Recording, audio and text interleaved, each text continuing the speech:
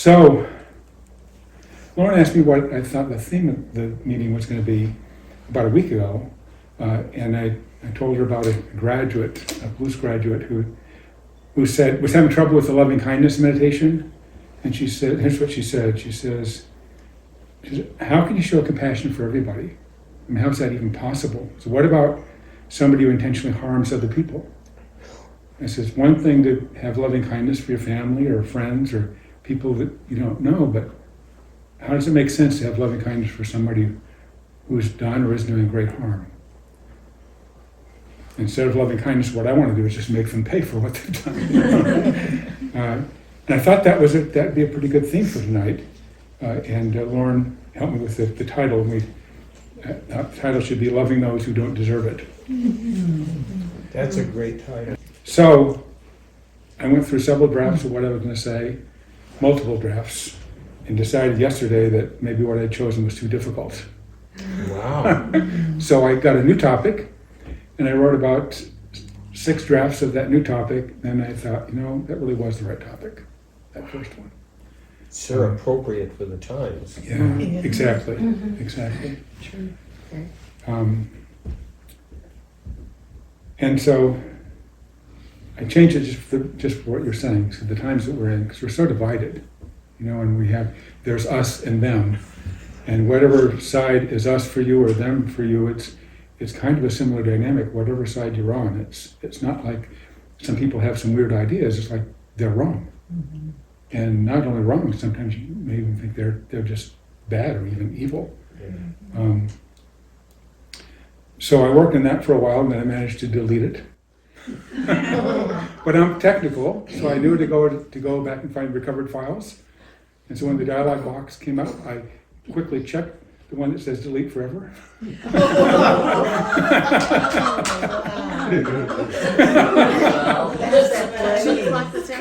That was 2 or 3, 1 or 2 o'clock. something like that, He yeah. came upstairs and he said, "I just deleted my entire introduction." His eyes were sort of rolling. So I'm going to wing it, but not really. It seemed to make sense that to share a couple of stories, and it's really, when on this topic, it's really about judgment, about assuming Yeah. what you think you know about people. If they're on this side of the fence, then you already know who they are, but you don't. And we make so many assumptions. We judge people on how they talk, how they dress, what kind of a car they drive, how much education they have and where they live. And most of it's we're not even aware we're doing it.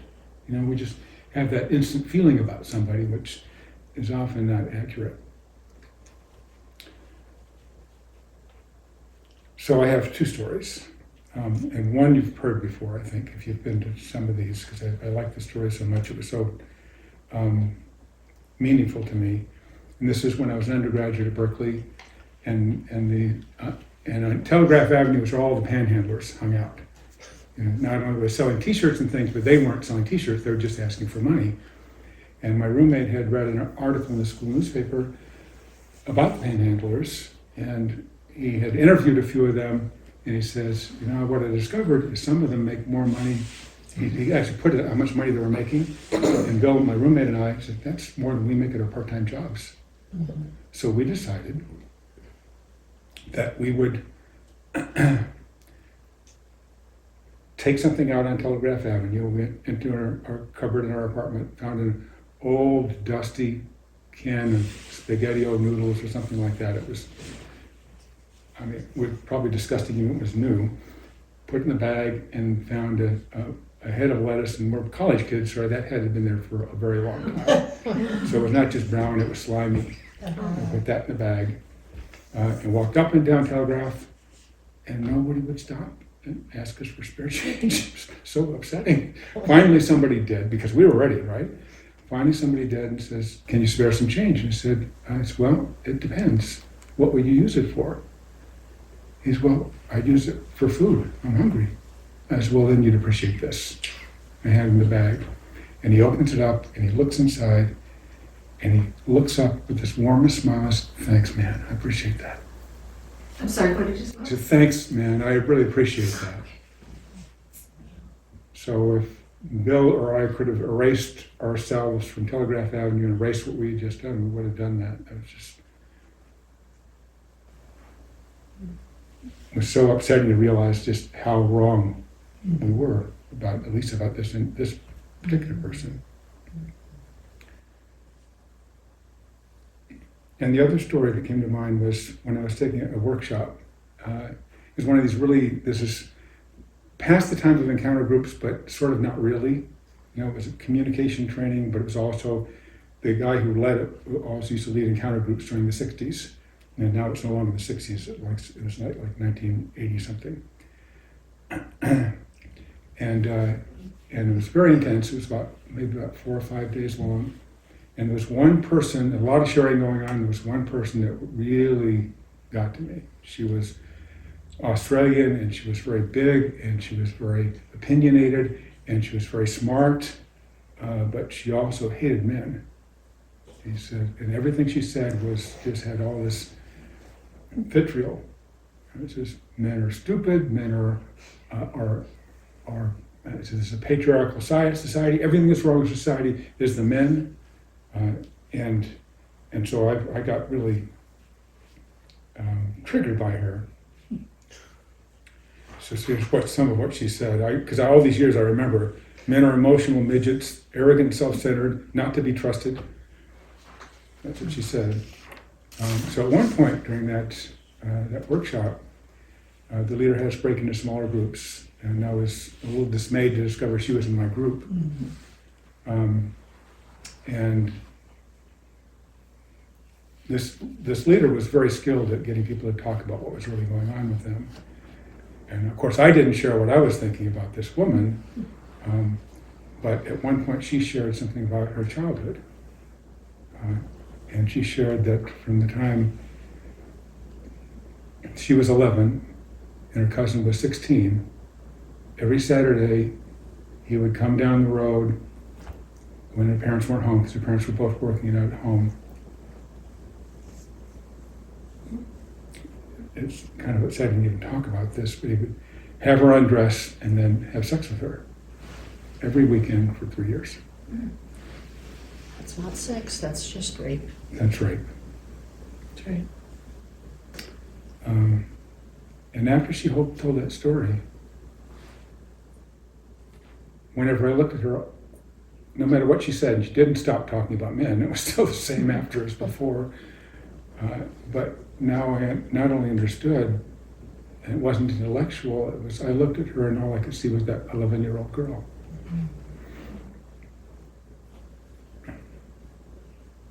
And I've got one more story, and this is not my own, but it shows the power of really getting to understand and to know about people we consider to be on the other side. And you might remember that in 1994 there was one of those shootings at the Planned Parenthood clinic. Killed 2 people, wounded 5. And afterwards, a group of 6 people gathered together to meet in dialogue to talk about this. 3 who were pro-choice and 3 who were not, who were on opposite sides of it, to see if they could come to some sort of consensus, some sort of solution about what to do about this. Because nobody would have thought that was good, to kill 3 people and injure the others. And they met in secret over a period of 5 years. And the goal wasn't to convince the others of their points of view, but to come to understand each other and to discover how they could prevent future killings. And Krista Tippett of NPR's On Being wrote about this, and in the link that you'll see when I send the links out about this meeting, I'll give you the article. But what she says is this. She says, by the end, this is what she says about that meeting. And I don't think she was at the meeting, but she's describing what people had told her about the meeting. There's one of the people that said, none of us at the end had changed our position on abortion at all. In some ways, we're all more articulate at the end of those 5 years about where we were on the position. But then they also said, after those sets of meetings over those 5 years, they could never demonize the other side. Because now they've come to love and to treasure those people.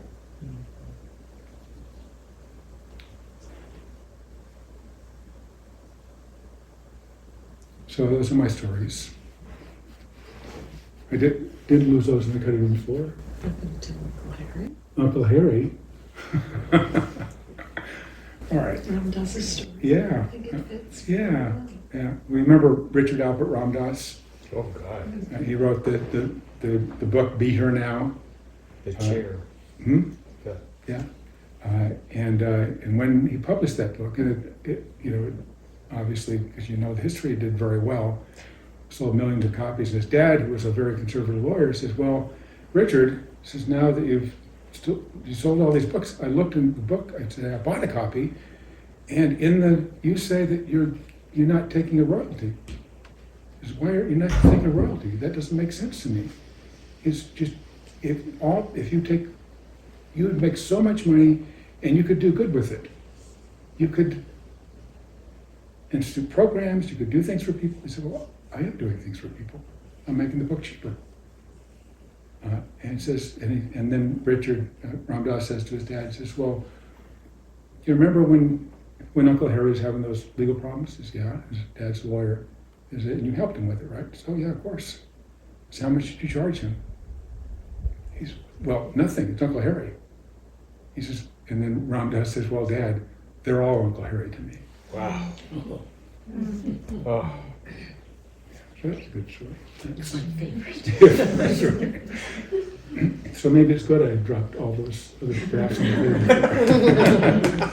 It's good that you have me sitting there. It's good I have. So Dan Harris of 10% Happier did a really wonderful interview with Jack Kornfield about the time the pandemic was just starting to accelerate. And I wanted to share a piece of that with you. It's audio, it's not video. It may seem weird I can put the video up, but that's the easiest way I can get to the audio. Because the video is just going to show you nothing. And in the interview, Jack says, it may be too high a bar to expect you to feel loving kindness for people that you have strong issues with. So maybe the place to start is to see if it's possible not to hate them. So I'll show that, and I've got another really short video to show you. So fix that up. So there's not going to be anything to see with this one. Not in this one. There'll be another one that there will, a very even shorter video. It's about 11 minutes. We use love for so many things. I want you, I need you. You can listen to rock and roll and you get love in all kinds of flavors. So it's an enormous word that encompasses all these things of our desire for, our connection to, and so forth.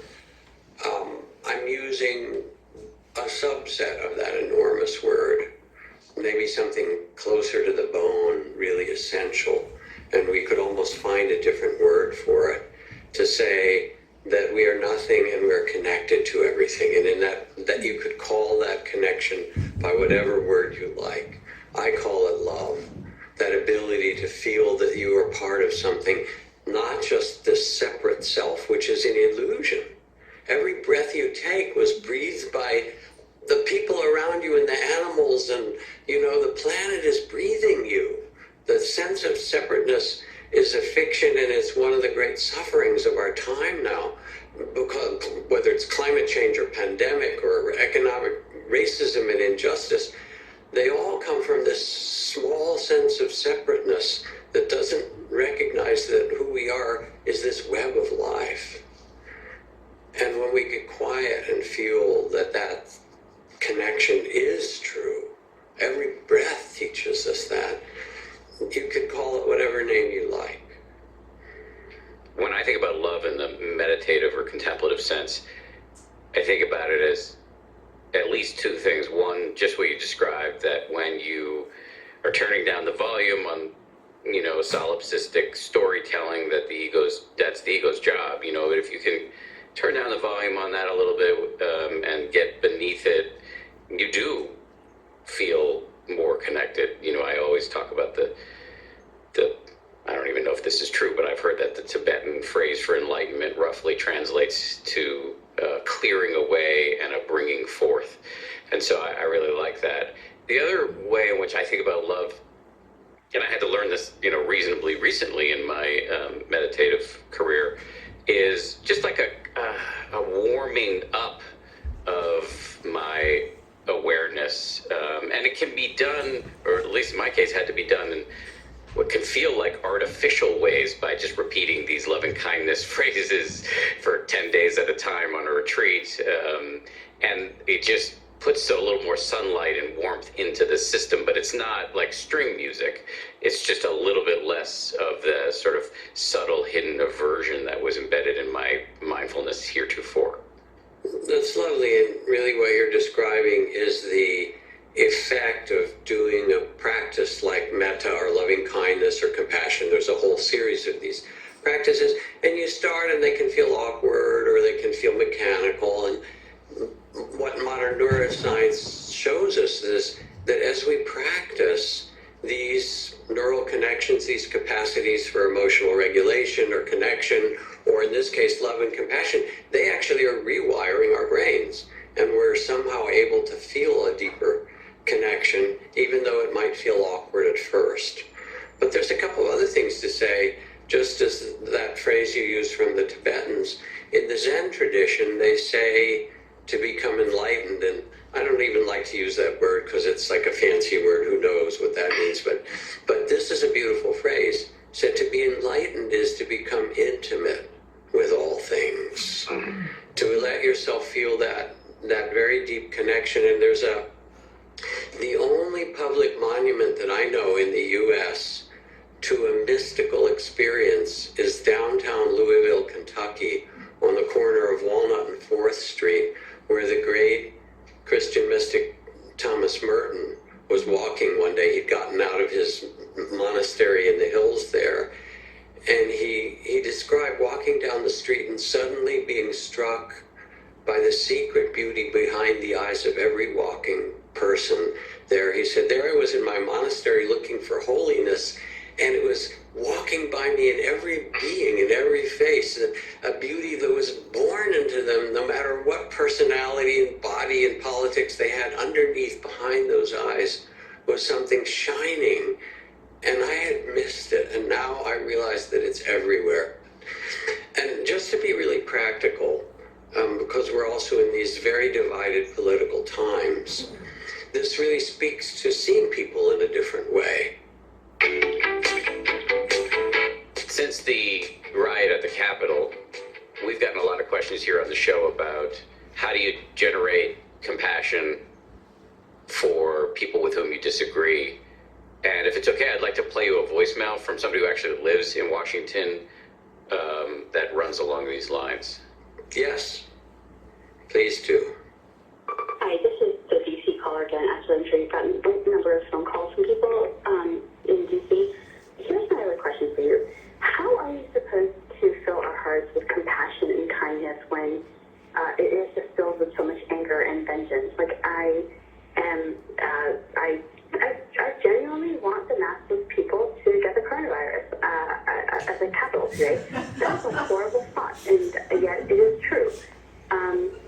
I don't understand how we are supposed to react with compassion.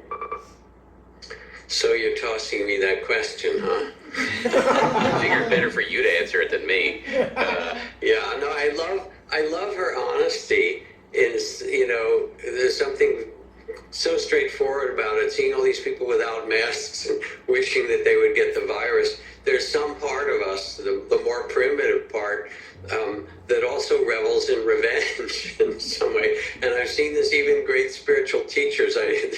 This spiritual teacher I knew who had just broken up, been really betrayed by their partner in some terrible way and broken up, and they were trying to be loving and kind and all of that, but it was really a terrible story. And I remember looking at them and saying, I said, I know you're going through a hard time. Have you considered revenge?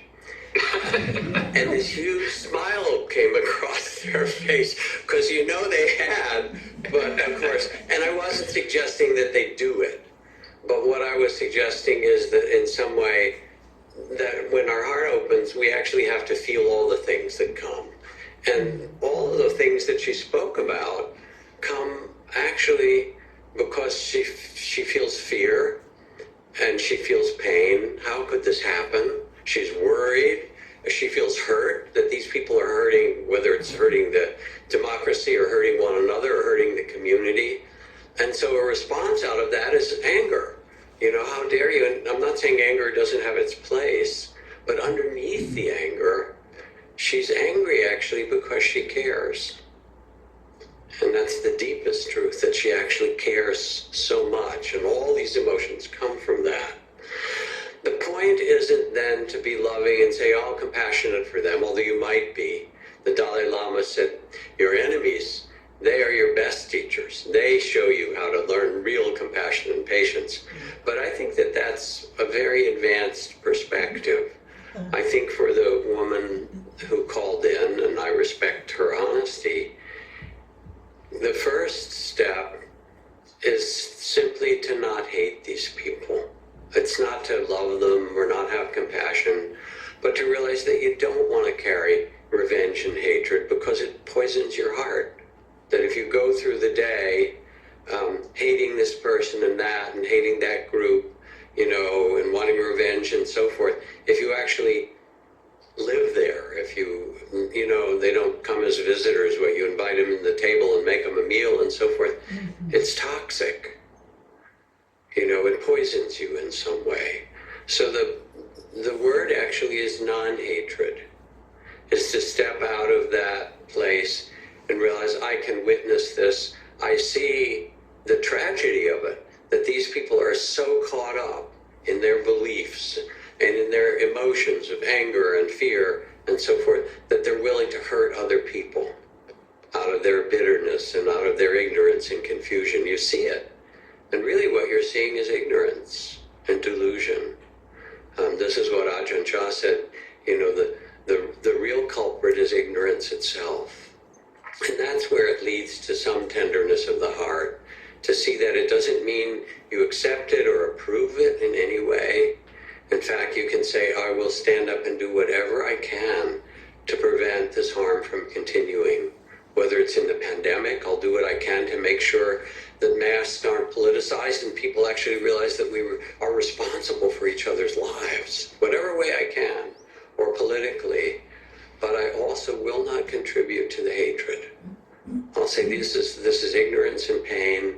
I see it for what it is, and who I am is better and bigger than that. Who I am, you know, has a certain dignity and nobility, and this is what I want to be and carry into the world. And we can't fix it all, but it gets fixed by each person mending the places that they can touch with their life. So love is so mysterious, you know. We long for it. We live for it in a lot of ways. And to live from that place, to find it in ourselves and wish well. And wish well doesn't mean, I mean, I can do that for anybody. I can picture the worst dictator in the world, people who are causing suffering, and I can wish in my loving kindness practice, may you find peace in your heart. May you live with greater compassion for yourself and others. I can wish that for anybody. And if enough of us live in that way, we really start to affect all. This is another video I want to share. It's a short one. You might have seen it before. It's surprisingly moving since it's actually a Danish ad for TV.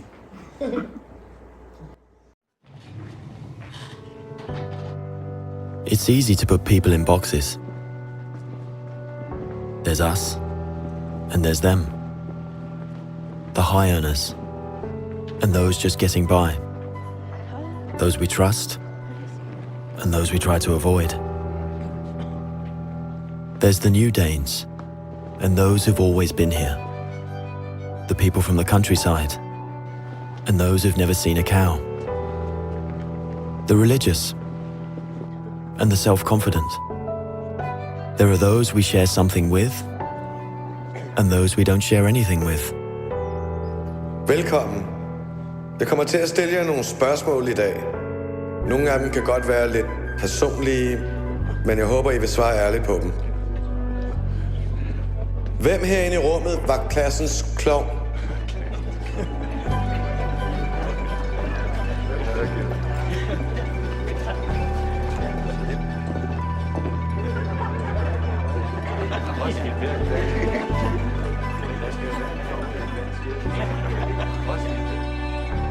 Hvem er bonusforældre?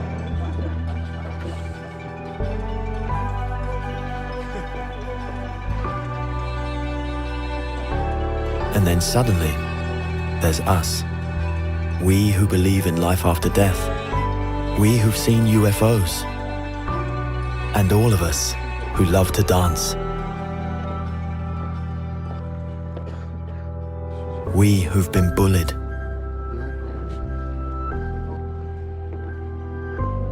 And we who've bullied others.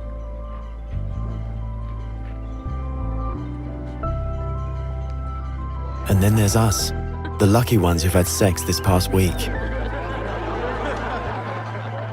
We who are broken-hearted. We who are madly in love. We who feel lonely.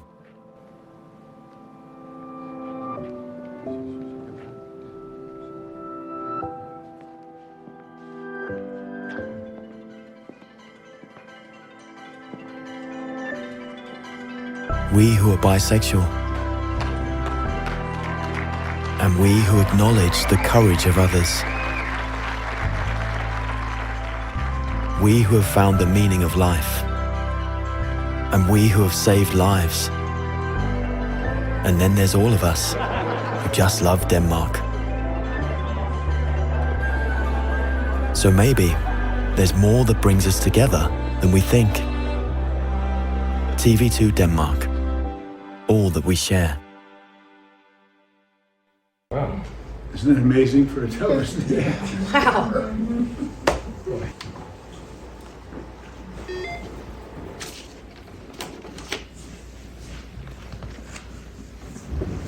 So we're going to go into a meditation. Do we need a bathroom break before we do? And so just taking a minute, and kind of check in with yourself.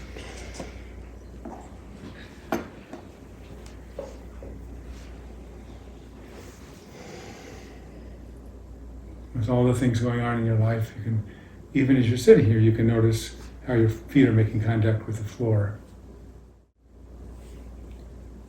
Actual physical sensations of touch or pressure, warmth or coolness,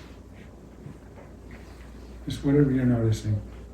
And even if you're not noticing anything particular, noticing that, you're still having your attention there. You might notice how you're sitting in the chair or the couch that you're on right now. How you're supported by what you're sitting on.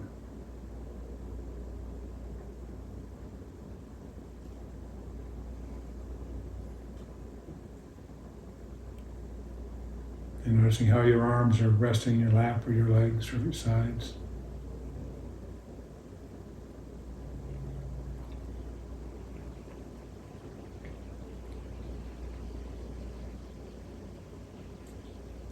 In a way, it's not just you receiving feedback from your body, it's also you're checking in with it.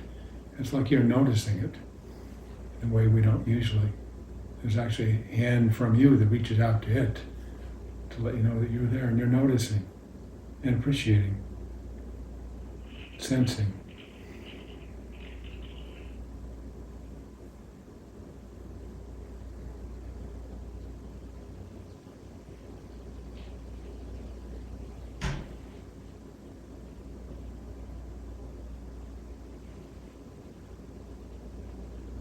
And when you're ready, bringing attention to breath.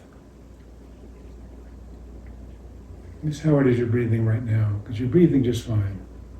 You don't need to change it, breathe slower or differently than you're doing now, it's just fine. Breath is one of those things you don't need to control. And sometimes you pay attention to it, it seems like you're trying to control it, but we're just letting it be.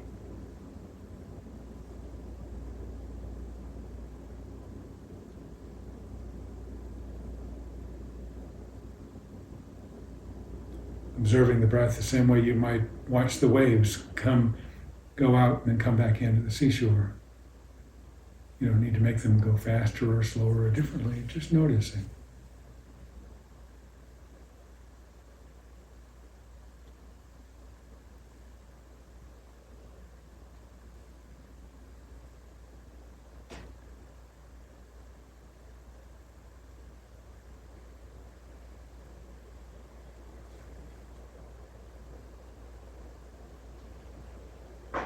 And seeing if you can maintain awareness through the whole cycle of breath. It's not just breathing in, breathing out. There's breathing in, breathing in, breathing in, and then on its own, without you having to control it, it turns into breathing out. There's a slight pause at the end of that.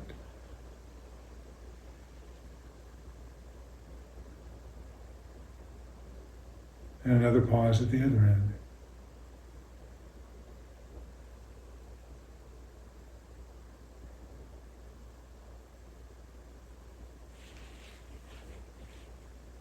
And if your mind wanders with thoughts about this practice or about something else in your life, we're not excluding that from our meditation. That's actually part of the meditation. Just letting that be. When you're ready, coming back to sensations of breathing.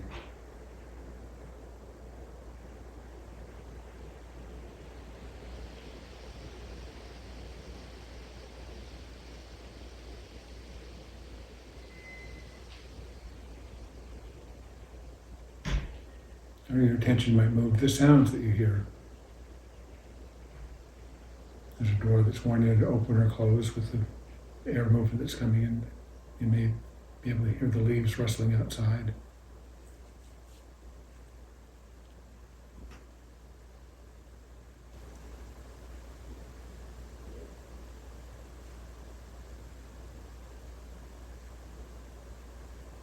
Or if you're really quiet, you might even be able to hear the sounds of your own breath.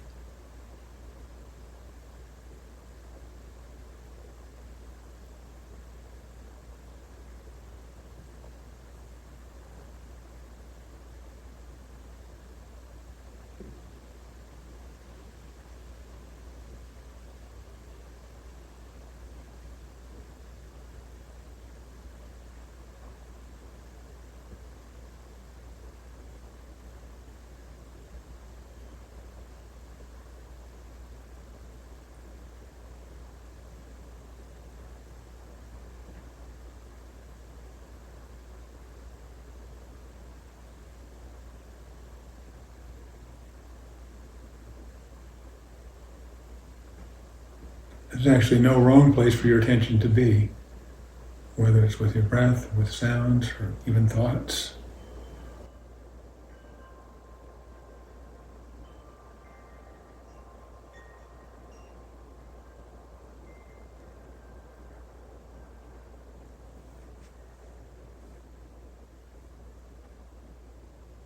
What we're cultivating is a quality of awareness, not so much changing the content.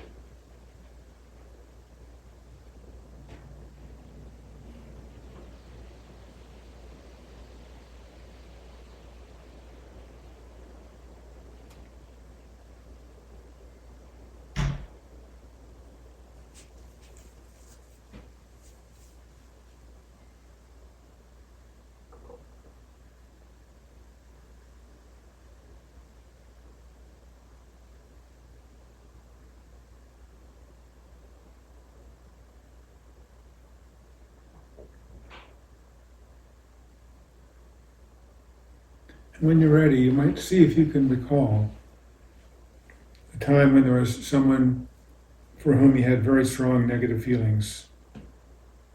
And then something happened, and you learned something about them that changed your feelings about them. And with that new information, you saw them in a kinder light. Could be a coworker you had judgments about, or a classmate. Sister or brother or parent or uncle, a neighbor, even a public figure who you had certain judgments about until you learned something about them.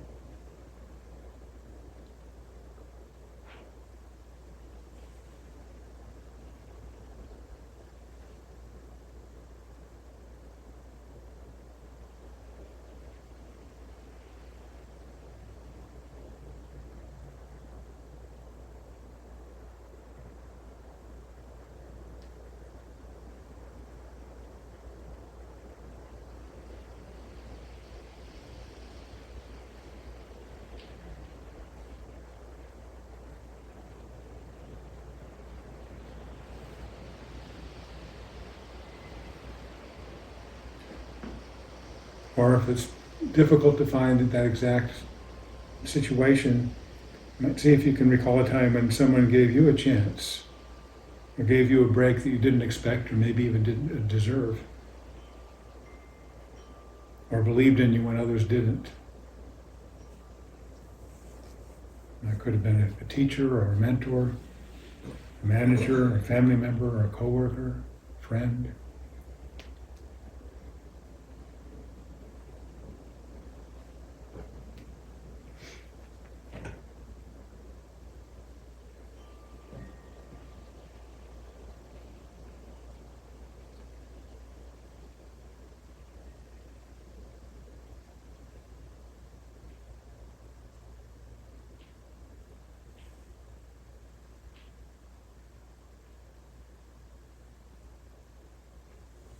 And if something has come up for you, just noticing how that is to remember that.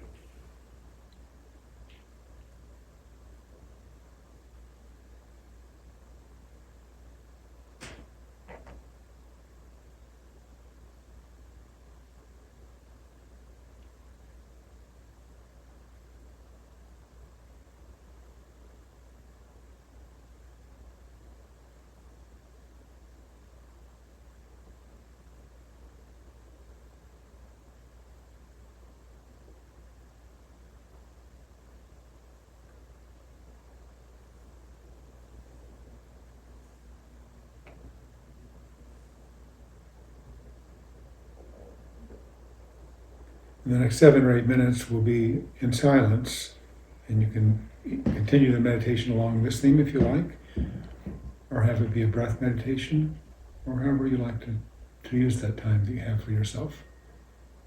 And when the 7 or 8 minutes is come to close, I'll call it to a close with my voice. In the meantime, this is your time.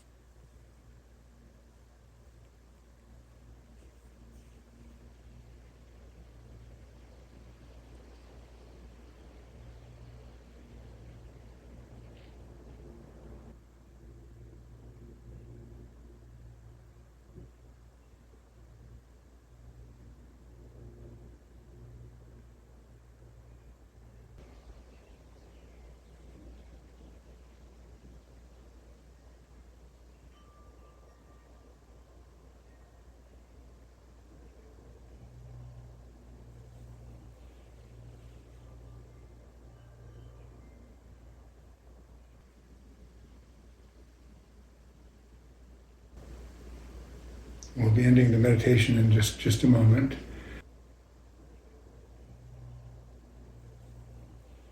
Just if you like, bring your attention back to breath for a moment, for a few breaths.